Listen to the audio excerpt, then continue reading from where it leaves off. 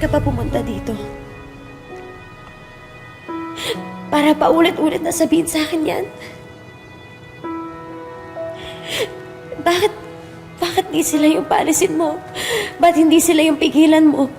Di ba takot naman sila sa'yo?